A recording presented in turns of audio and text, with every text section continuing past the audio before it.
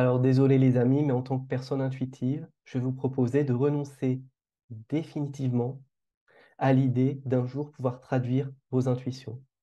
C'est impossible, c'est comme projeter un espace multidimensionnel, fait d'émotions, de sensations, de représentations qui vont même au-delà des cinq sens. Ce serait comme vouloir projeter ça sur une ligne et mathématiquement, il y a perte d'information. C'est impossible.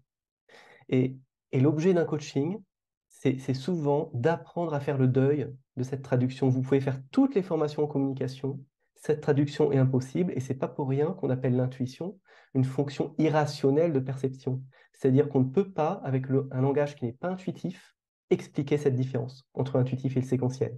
Alors comment vous allez faire? Est-ce que vous êtes perdu? Non. C'est simplement, alors là chaque mot est important, vous allez utiliser votre intuition pour qu'au service de votre intention, vous disiez ce que les autres dans votre entreprise ont besoin d'entendre.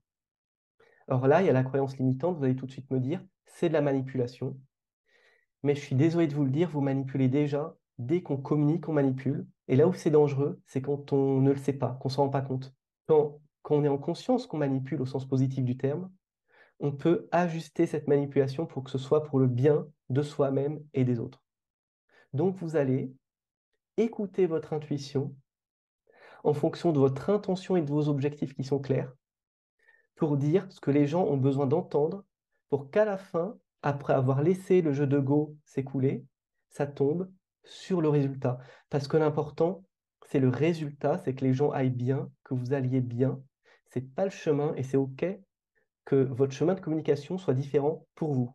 Et il y a un truc magique qui se passe parfois, c'est que quand on a renoncé, qu'on a fait le deuil de pouvoir traduire cette intuition, c'est là que on ne sait pas comment on se sent capable de traduire.